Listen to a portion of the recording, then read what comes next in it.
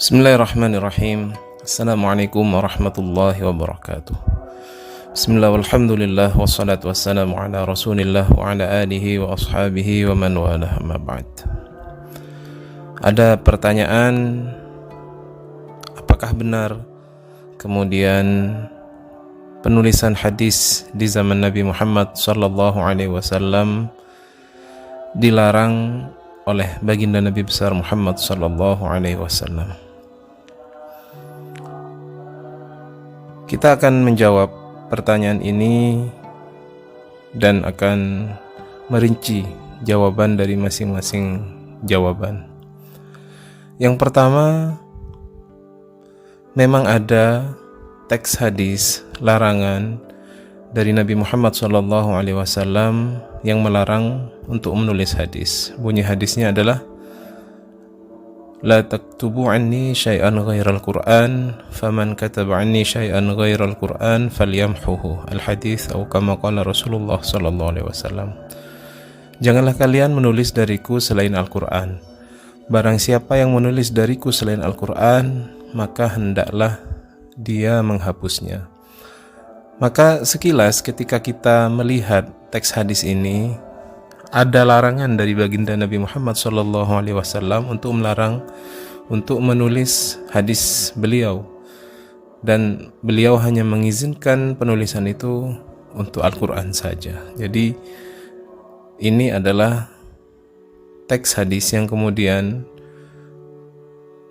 membuat kita beranggapan bahwasanya penulisan hadis di zaman Nabi Muhammad SAW itu dilarang. Kemudian yang kedua, ada teks hadis yang lain yang kemudian memperbolehkan beberapa sahabat untuk menulis hadis dari baginda Nabi Muhammad SAW. Terutama kisah tentang seorang sahabat bernama Abu Syah yang beliau meminta salinan dari khutbah Nabi Muhammad, meminta tulisan dari khutbah Nabi Muhammad SAW, sehingga beliau memerintahkan kepada para sahabat yang bisa menulis pada waktu itu dengan sabda beliau, uktubu li Abi Syah, hendaklah kalian menuliskan untuk Abu Syah. Maka terlihat di sini bahwasanya Nabi sebenarnya mengizinkan teks hadis beliau untuk ditulis. Lantas bagaimana ada hadis yang kemudian seakan-akan melarang penulisan Al-Quran, melarang penulisan hadis, dan ada teks hadis yang lain yang memperbolehkan penulisannya?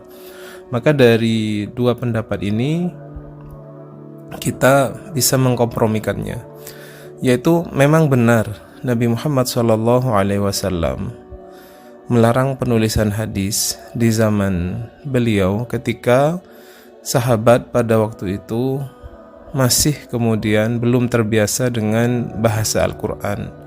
Artinya Nabi fokus untuk menulis Al-Quran karena memang Al-Quran adalah sumber hukum yang pertama dan mendapatkan perhatian yang lebih utama pada waktu itu. Sehingga takutnya ketika mereka belum bisa membedakan uslub atau cara penyampaian Al-Quran dan hadis, ditakutkan sahabat kemudian keliru menulis Al-Quran sebagai hadis atau sebaliknya hadis sebagai Al-Quran.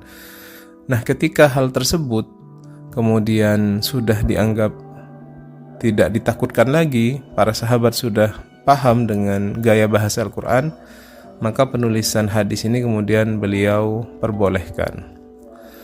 Penulisan hadis juga dilakukan oleh beberapa sahabat di zaman Nabi Muhammad SAW atas inisiatif pribadi mereka, sehingga kumpulan hadis-hadis mereka nantinya disebut oleh ulama dengan istilah as-sahifah. Ada istilahnya tulisan seorang sahabat yang bernama as-sahifah, as-sadiqah, dan kumpulan-kumpulan hadis yang lain. Jadi mereka memang menulis dan itu atas inisiatif pribadi mereka. Tentunya penulisan hadis di zaman Nabi Muhammad SAW masih menggunakan media yang sangat sederhana, yaitu pelepah kurma, tulang, batu, ataupun hal-hal yang ada di zaman itu.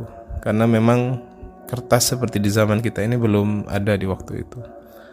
Nah, jadi kesimpulannya memang benar hadis itu awal mulanya dilarang untuk ditulis dikarenakan ditakutkan bercampur dengan Al-Quran, sehingga ditakutkan nantinya bercampur antara Al-Quran dan hadis. Namun ketika Al-Quran sudah dipahami cara penyampaiannya atau uslubnya oleh para sahabat, Nabi kemudian memperbolehkan beberapa sahabat untuk menulis Al-Quranul Karim. Menulis hadis beliau. Demikian yang bisa saya sampaikan. Mudah-mudahan bermanfaat. Wassalamualaikum warahmatullahi wabarakatuh.